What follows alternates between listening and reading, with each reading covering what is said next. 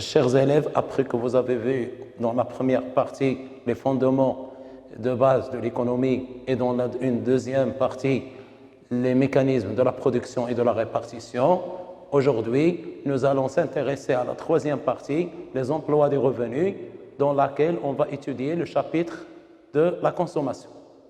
Alors, on traite aujourd'hui le chapitre 1 de la consommation, partie 3. Alors, comme vous voyez ici, vous avez dans l'image les différentes consommations possibles par ce ménage.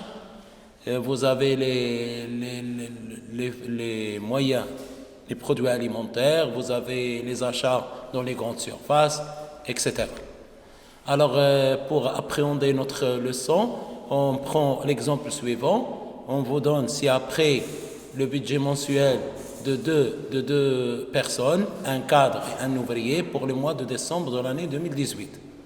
Alors, ces deux ménages consomment les biens suivants: les dépenses alimentaires, les dépenses de scolarisation et les dépenses d'habitation. Alors, et les dépenses de soins.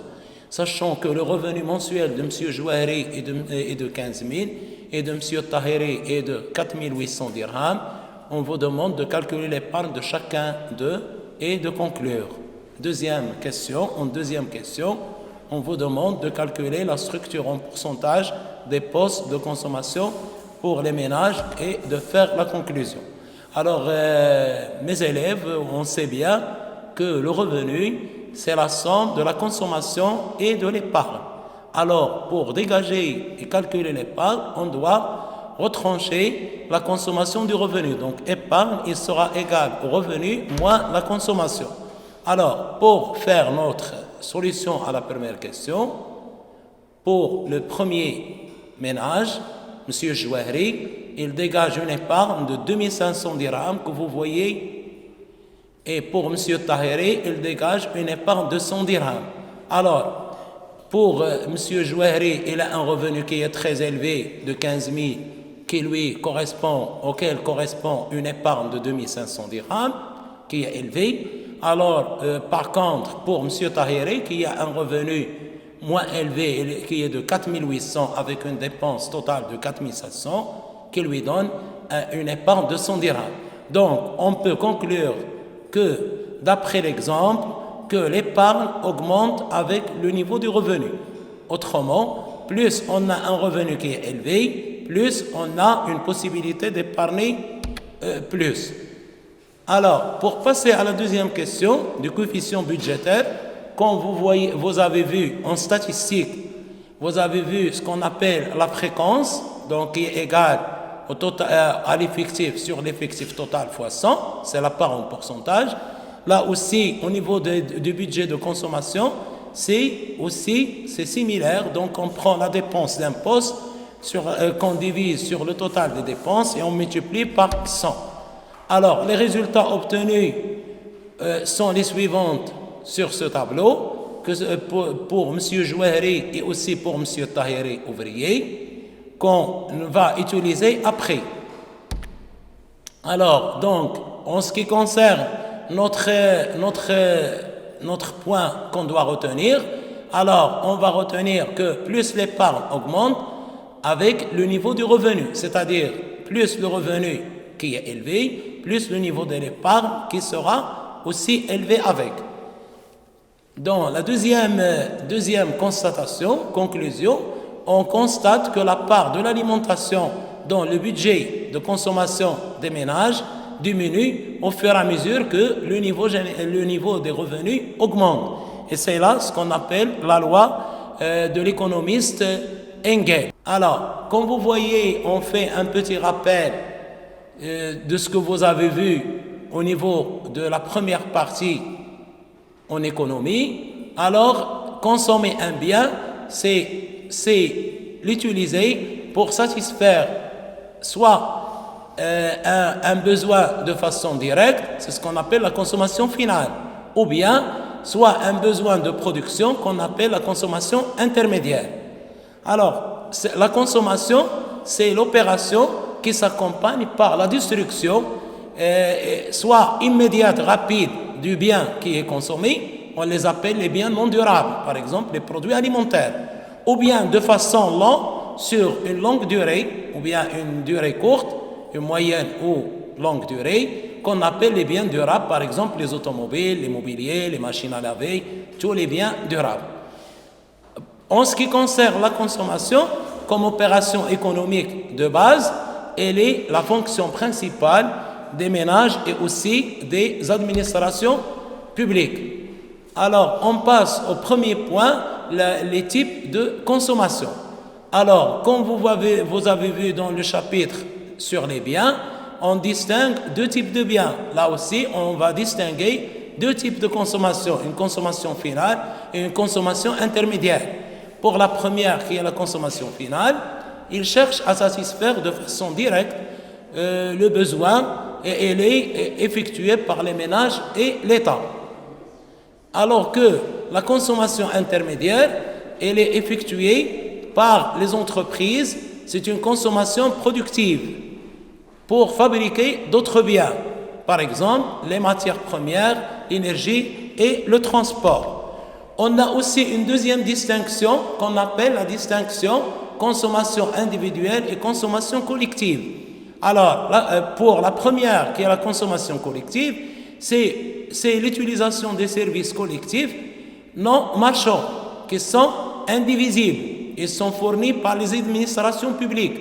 C'est le cas notamment de la justice, de l'enseignement, de la santé publique. Ils sont utilisés par un groupe de personnes, c'est-à-dire à une communauté. Et ils sont à titre gratuit ou à un prix inférieur à leur coût de revient, c'est-à-dire qu'on appelle les services non marchands. Et il y a aussi ce qu'on appelle la consommation individuelle. La consommation individuelle, c'est l'utilisation des biens marchands privés qui sont individuels et qui sont acquis en contrepartie d'un prix. On passe aussi à la consommation intérieure et à la consommation nationale. Ici, on se place au niveau macroéconomique, national, au niveau global. Alors, la consommation intérieure, c'est tout simplement la consommation finale de tous les agents économiques résidant à l'intérieur du territoire national, qu'ils soient des nationaux, c'est-à-dire des Marocains, ou des étrangers sur le territoire national. Il s'agit notamment des touristes et des travailleurs émigrés. Aussi, nous avons la consommation finale qui est effectuée seulement par les agents nationaux qu'ils résident à l'intérieur du pays ou à l'étranger. Donc, de façon générale, on peut schématiser le schéma suivant. Nous avons la consommation totale ou élargie qui se compose de deux éléments. Il y a la consommation collective auquel on ajoute la consommation privée et aussi qui se subdivise en deux parties. Il y a l'autoconsommation et la dépense de consommation des ménages. Enfin, on arrive à quatrième typologie. Il y a la consommation privée et la consommation publique. Pour la consommation privée, elle est faite par les ménages et les entreprises et les associations privées. Par contre, la consommation publique, elle est faite par les administrations publiques. Remarque, nous avons aussi l'autoconsommation. Il s'agit de tous les biens et les services consommés par les producteurs, c'est-à-dire les entreprises. Par exemple, une partie de la récolte d'un agriculteur qui est destinée à sa propre consommation. On l'appelle autoconsommation. C'est-à-dire, c'est l'utilisation d'une partie de la production pour satisfaire des besoins de production. On passe au deuxième point, la structure et l'évolution de la consommation. Alors, la structure de la consommation, c'est la répartition des dépenses des ménages dans des postes de consommation qui sont classés en général en des postes. On a en l'occurrence l'alimentation, l'équipement et l'entretien du logement, le transport, le logement, l'habillement, la santé, les loisirs et la culture et les biens et les services divers. On donne ici un exemple de calcul de coefficient budgétaire pour le premier exemple de M. Jouahri, par un pourcentage des dépenses alimentaires qui est égal au montant des dépenses alimentaires sur le total des dépenses fois 100, qui nous donne 32%. Alors, pour commenter cette valeur ou bien faire la lecture, nous allons dire ce ménage, M. Jouahri, consacre 32% de son budget de consommation pour l'alimentation. Alors, qu'est-ce que le coefficient budgétaire? Comme j'ai dit, vous avez étudié la même notion en statistique, c'est ce qu'on appelle la fréquence. Alors, un coefficient budgétaire qui constitue un pourcentage, il montre l'importance que le consommateur donne à un besoin déterminé. Les coefficients reflètent les priorités et les préférences de consommation. Alors, ces coefficients-là, comme nous allons le voir, ces coefficients changent d'un ménage à un autre, d'un espace à un autre. Alors, pour un ménage, l'alimentation peut occuper une grande place contre une autre, ça sera la scolarisation. Alors, d'après les résultats que nous avons obtenus, on dégage les lois suivantes, les lois de consommation suivantes. La première loi, c'est ce qu'on appelle la loi de l'économiste d'Engel Ernest, qui est un économiste statisticien allemand, qui stipule que la part des dépenses alimentaires dans le budget des ménages baisse avec l'augmentation du revenu. Autrement dit, les dépenses alimentaires augmentent moins vite que le revenu. La deuxième loi de consommation, c'est la loi ou le paradoxe de Veblen. Alors, c'est un économiste américain. Alors là, qui traite ce qu'on appelle les besoins de luxe, les biens de luxe. On parle aussi de l'effet de snobisme ou de démonstration. Le consommateur cherche à montrer qu'il est plus riche que les autres en augmentant la demande des biens de luxe, surtout lorsque leur prix augmente. Par contre, les prix de certains biens de luxe diminuent également.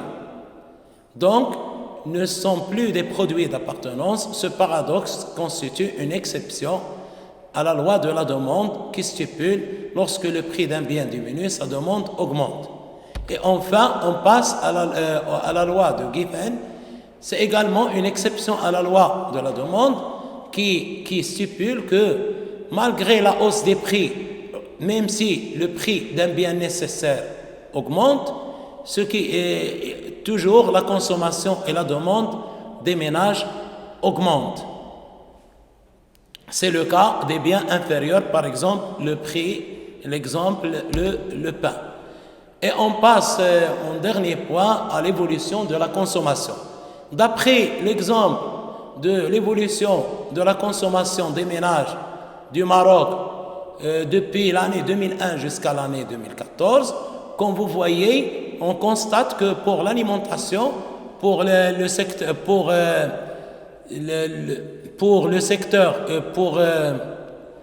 milieu urbain, et il est passé de 37,9% en 2001 à 33,3% en 2014.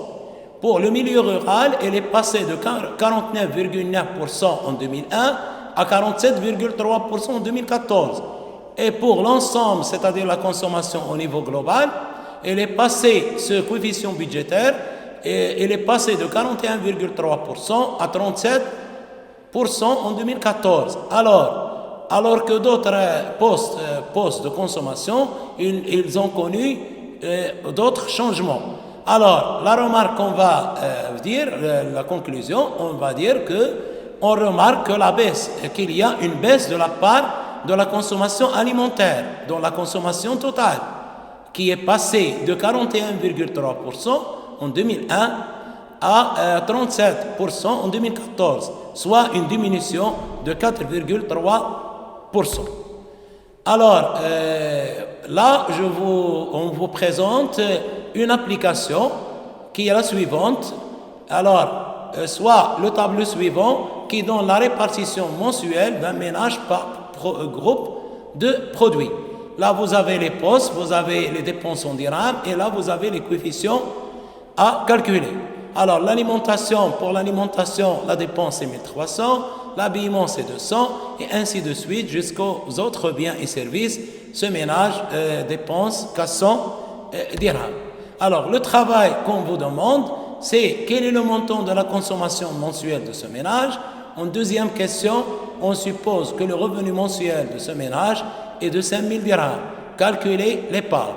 Troisième question, calculez les différents coefficients budgétaires et interprétez.